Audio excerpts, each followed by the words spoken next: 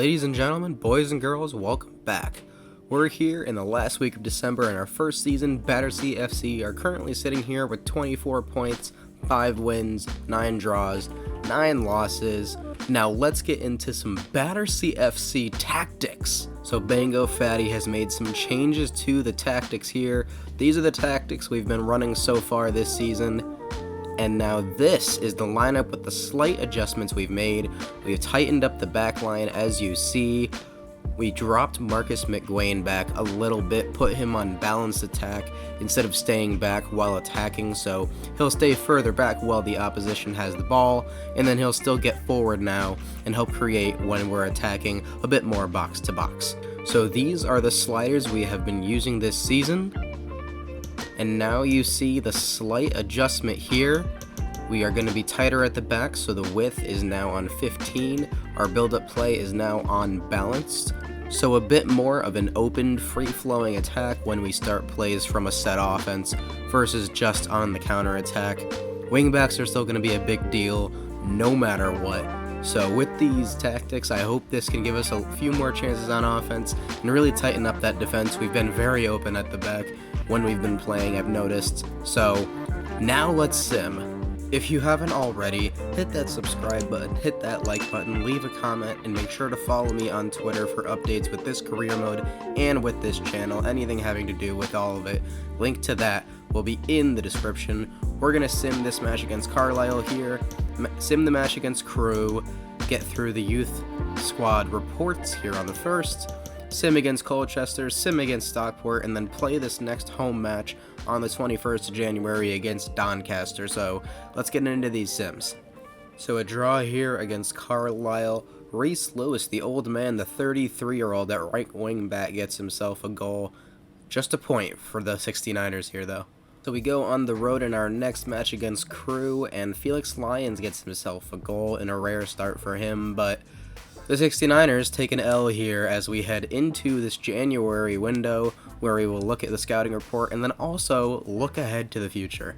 So we did bring back one player from this last scouting report from these 3 months, and it was Alistair Robertson, who looks like a true attacking midfielder. Not great shooting, pretty solid passing, great dribbling, 15-year-old, so he's got plenty of room to grow, but he is very weak, does not have a lot of good stamina there. So we'll see what happens with Alistair Robertson, but for now he will continue to be a youth academy product for Battersea Football Club. And this time around we are going to send out the 3 scouts again to one of those 5 countries. Callum Corbin will be going to England to scout goalkeepers. We have yet to find our goalkeeper for the future. Jesus Lopez in our academy is 6'7", but he doesn't have the best potential, so we're really looking for that really promising goalkeeper. This time we'll send him out to find an English one. Physically strong players from Wales and wingers from Scotland. We're going to try that again. I'm really feeling that we're going to find an extra pacey winger that can play striker for us, one of those 2 up front in our formation. We'll see what Cletus Kontos can find for us. And in the spirit of the January transfer window, let's take a look at our potential transfer targets for the summer 2023. Kind of a look ahead at those rumors that you may see on Twitter of who your club's targeting. Well, this is who Battersea FC is targeting. We're essentially looking for 3 positions, 2 really, a striker and a center back for sure for next season, and maybe a right wing back. So leave in the comments suggestions for these transfers. Go on sofifa.com if you need to. Let me know any names you really want to see come to Battersea FC. Keep it reasonable. And a reminder, we're only looking for players from England, Wales, Scotland, Ireland, or Northern Ireland until we're out of League 2, so that still applies. We're going to probably sell or loan one of Harry Hicks or Emil Oliver after this season, and I want to pair a real threat alongside Awushi Adu to have them thrive together. So we're going to be looking for another striker for sure. A striker we want will probably have pace above all, so keeping that in mind. For our new center back, we're also going to be looking for pace essentially, and at right wing back, we're also going to be looking for pace. A lot of pace we need in this team. We started with almost none. Definitely with the right wing back though, pace, stamina, crossing, and a little defending are the important traits there. So here's a potential list of transfers for the summer 2023 transfer window. Stefan Bajcetic from Liverpool, Love him, great prospect. Don't know if we're actually going to go for him, as he's a center back prospect, but he's more of a true midfielder, defensive midfielder playing for Liverpool. He's been so bright so far. I just love him, so I put him in the transfer list here. But these are the guys: Alex Iacovitti, Lewis Freestone, this is the one I really like now, James Abankwah, the Irish center back. Looking at striker, potential striker prospects: Jesarun Raksaki from Crystal Palace, Callum Morton, Jack Vale, and then the right wing backs. We have Kyle Edwards here, Connor McLennan's the next one, and the last two here, Niall Huggins, Emmanuel Osadebe is the last one, the Irishman. But just a little inside look at the transfer rumors you may hear around Battersea Football Club and what to look forward to for summer 2023. So we come up against a very good Colchester team here in the sim, and we draw 2-2. Teddy Carpenter saves the draw with a late goal. Owushi Adu adds one as well. Just of note here, we just changed Charlie Webster from a center midfielder to an attacking midfielder, and he went up from a 61 to a 64 overall, so big jump for Charlie. Not a good showing here for Battersea FC on the road at Stockport. We lose 2-0, nothing much to say more about that. Now let's move into this first game we're going to be playing against Doncaster. So Bradley Fowler has come to us in between that sim and the match, and he has told me that he wants to go play somewhere else. Well, I don't really think that's that unfortunate. He was a backup goalie anyways, and I don't know how old he is, but it didn't seem like we were going to be having him as a part of our plans really at all. I'm very excited to test out these new tactics that Bango Fatty's implementing. Really nothing new, it's just a variation on what we've already been doing, tightening things up at the back, opening things up a little bit more in the midfield. Come on, lads!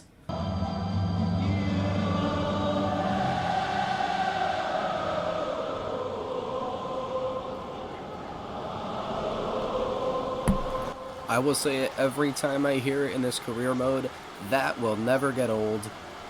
You'll never walk alone ringing out around Battersea Park Road. Ladies and gentlemen, boys and girls, that's what it's all about. Come on, lads! Oh, that's too good there for Marcus McGuane to Jack Maguire. Can we get a chance here? Emil Oliver, almost. What a pass, though, for Marcus McGuane.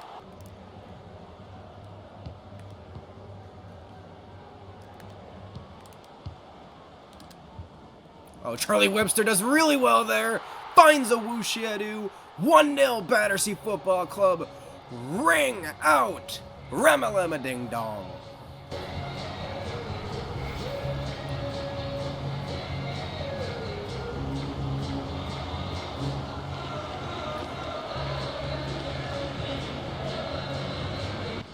I mean, that pass from Charlie Webster was sensational, showing off why he has such high potential. Bango Fatty's loving it. Just a tremendous start. We are winning. Lovely ball there. Hugo Noble has to clean it up, and he sure does. Oh, that is a bad back pass there from Ali Quakey. Oh. No way. No way. Oh, my goodness, Bailey. I didn't realize how big of a save that was until it just crept past that post.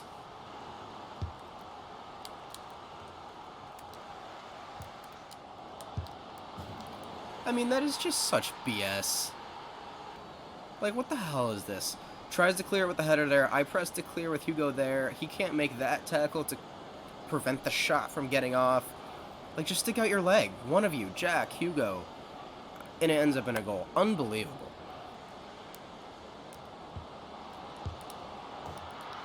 It makes me so sad that right from the kickoff they created a goal and I didn't really know how to stop it. Every defender that I took to put in position just couldn't make a tackle or a stop. Too much from Priestley Farquharson, too much from Hugo Noble, and he just still finishes around Bailey. How is Bailey Peacock Farrell not saving that? He literally just, it's right at you, son. So let's keep him out there and see how he does. Jack Maguire, injured and still playing as well as ever. Gotta fight through it, that Irishman.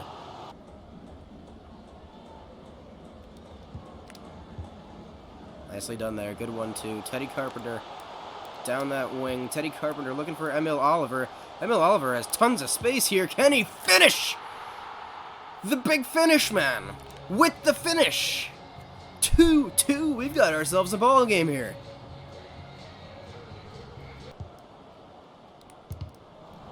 Oh yes, Marcus McGuane, great block. No way! Oh my gosh! This game just sucks. This game just sucks. Oh my god, I can't take it seriously sometimes. What was that?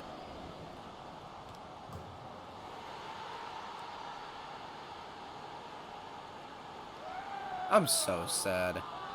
We are literally not allowed to win at home. I mean, we had 3 of our tallest players there. They have some short number 9 who just... Nobody challenges him. Nobody even thinks about challenging him. Billy Wright's trying to head it away, and it's nowhere near him. Ugh, seriously. Another loss. I mean, we're getting goals. That's not our issue. It's not the fact that we can't score. We even created a bunch of chances. It's the fact that we cannot stop the computer from creating any chances out of almost nothing. I don't even know how to defend in this game right now. It seems impossible. I'm trying everything. Oh, carry on. Alright, so looking at the calendar for the rest of this episode, we're actually going to be doing a lot of simming, because away against another London club. That'll be the last game I'll play this episode. We're only doing 2 this time around, because there's a lot of other stuff I wanted to cover, but let's get into these sims. We're actually just going to fire through these even faster than usual and see if we can bring in any Youth Academy gems. See you in March. Okay, before we get too far into this simming and everything, I just wanted to point this out, because I've been going over stats, but we don't really know where we stand in the league with all these league leaders and whatnot. Awushi Adu, 13 goals this league season. He is 9th, but he's 8th. I can't read. He is 8th. He has only 2 goals behind the goals leader in the league. Whatever. Let's see if he can catch Hemmings and Long and Gotts. Shock result here. Battersea win. Emil Oliver, Teddy Carpenter, Marcus McGuane with his first goal for the 69ers. So this is actually something that I did not expect. I kind of just put this together last minute. We're going to look at our transfers here, and you see Bradley Fowler left on free transfer to Barrow because his contract was running out, and frankly I didn't really feel like re-signing him, so he's gone on free transfer. Mateusz Pawlowski's out on loan, Dwayne Henry's out on loan, and we brought in a free transfer of our own, a player that has been in FIFA since FIFA 07. I think he's like a 15-year vet who now plays for Man City, but next season when his contract is up, we have signed 37-year-old goalkeeper Scott Carson to a 1-year deal to just be our backup. And honestly, until we get a player that's worth, keeping for long-term at goalkeeper, because Bailey Peacock Barrow's pretty solid, we'll probably continue to do 1-year deals for namely backups. Scott Carson can also teach Bailey a few things at goalkeeper. Big name. Just, maybe not anymore, but old man Scott Carson coming aboard next season. What's going on here? So we did not bring anything back from our youth scouting reports this time around.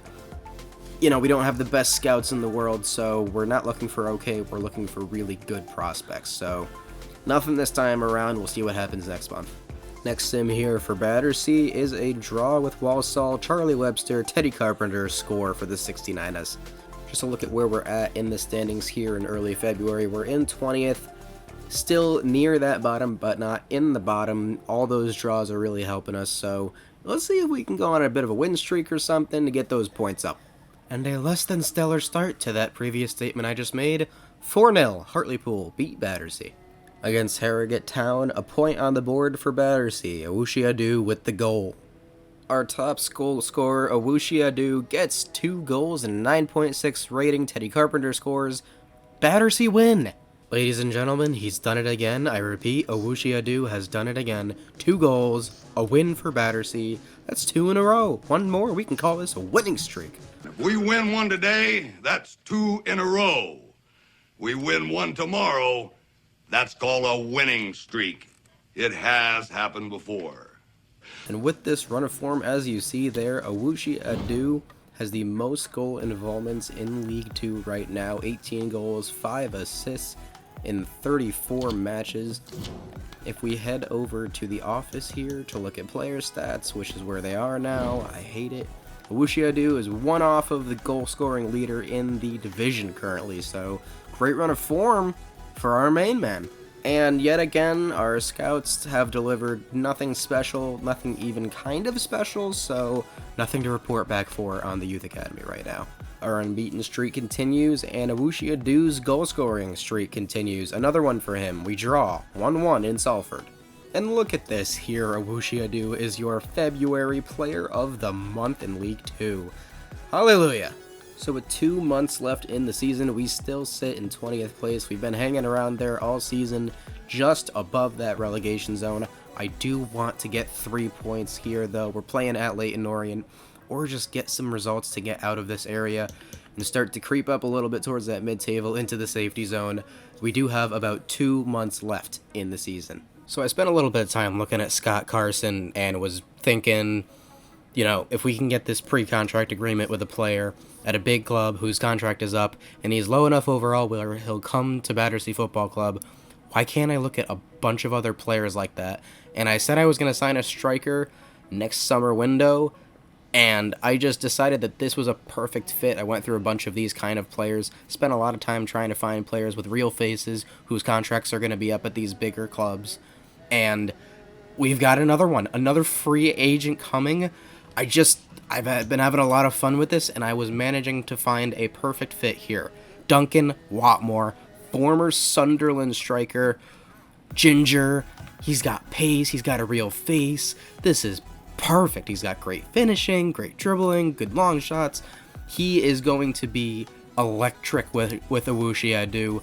This is the pairing that we've wanted. We wanted to put an elite striker next to him. I actually think that that will be enough of a move to, if we are able to make some other moves, now that we got him for free, this will be a move that can help us get promoted next season already. I didn't think it was just going to take 2 seasons, maybe 2, maybe 3, but I think this could be a huge one for us. He's going to be great. Hoping for the best, but you really can never go wrong with free. So there it is, not quite what he was looking for. He is going to be the highest paid player at our club next season, but 29-year-old Duncan Watmore, former Sunderland striker, ginger with pace, coming in to Battersea Football Club next season. Green's the deal now because his contract is up with Middlesbrough. We are going to be his next club, though. Summer 2023, Watmore is coming. With this move, though, I think we can splurge a little bit more at right wing back or center back, since we're not going to be going for a striker next season in the transfer window. So give me more names: right wing backs, center backs. Gotta be from one of those 5 countries: England, Wales, Scotland, Ireland, Northern Ireland. And just gotta be good enough for a League 2 team. Give me some names. Let's see what we can find: a right wing back or a center back for Battersea for next season, to improve the squad that we already have. Outtro is absolutely red hot right now. Battersea haven't lost in 4 games, I don't think. We're in London still, but we're going to Leyton Orient. Let's see if we can get ourselves a win for the first time playing a game with Battersea FC. I'm feeling this one. We just have to focus on that defensive effort today. Come on, lads. Oh my goodness. Why are we not marking him in the box? He's just waltzing into the box with tons of space, and then he collects it and no one closes him down. I can't control every player on the pitch. This is just not the best start. Not the best start. Oh yes, great slide tackle. I don't care. That's how we have to win the ball in this game against ultimate difficulty. Goodness. Nicely done there. Outtro might be in. Just takes one too many touches. Charlie Webster.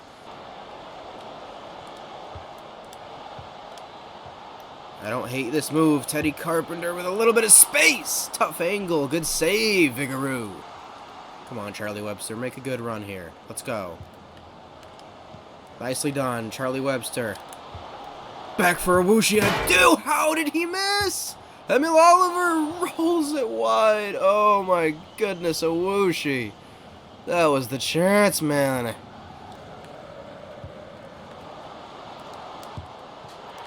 You've got to be kidding me. We were playing so well all half, just before halftime, like it always happens in FIFA. They get a chance, a great counterattack, some great passing. And we're down 2-0. This game is just infuriating right now. What?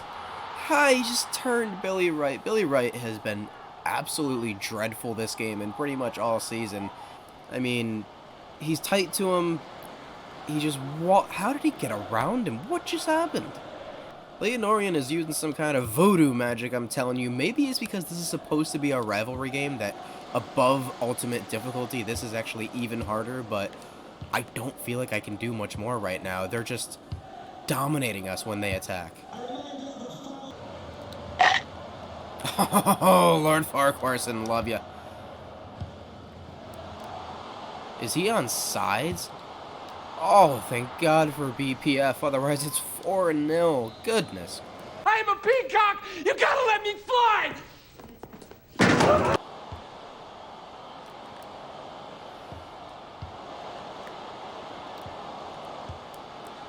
Oh my God, save it, Bailey Peacock Farrell. Are you even there? Like, they're just gonna get shots off. Every attack has to end in a shot for the CPU. We are all over the place defensively. But you've got to save that, Bailey Peacock Farrell. That's so nicely done, but he's just going to get it right back. We can't recover off of our slide tackles, or any tackles. We can't even make a tackle.